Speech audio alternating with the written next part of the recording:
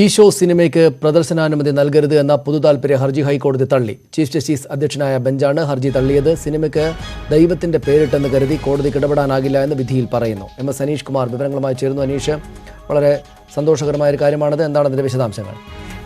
തീർച്ചയായും സനീഷ്, കഴിഞ്ഞ ഏതാനും ദിവസങ്ങളായി വലിയ വിവാദങ്ങൾ ഈ സിനിമയുടെ പേരുമായി ബന്ധപ്പെട്ടുണ്ടായിരുന്നു.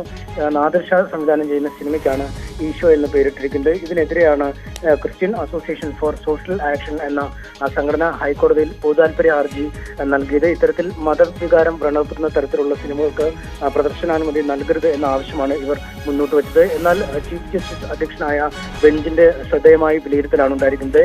സിനിമയ്ക്ക് ദൈവത്തിന്റെ പേരിട്ട് എന്ന് കരുതി കോടതിക്ക് ഇക്കാര്യത്തിൽ ഇടപെടാനാവില്ല എന്നാണ് കോടതി വ്യക്തമാക്കിയിരിക്കുന്നത്. അതായത് ഈ പ്രദർശനത്തിന് വിലക്കേർപ്പെടുത്താനുള്ള ഒരു നീക്കവും കോടതിയുടെ ഭാഗത്തുനിന്നും ഇല്ല എന്ന് അസന്നിഗ്ധമായി തന്നെ വിധിയിലൂടെ കോടതി പ്രഖ്യാപിക്കുന്നു.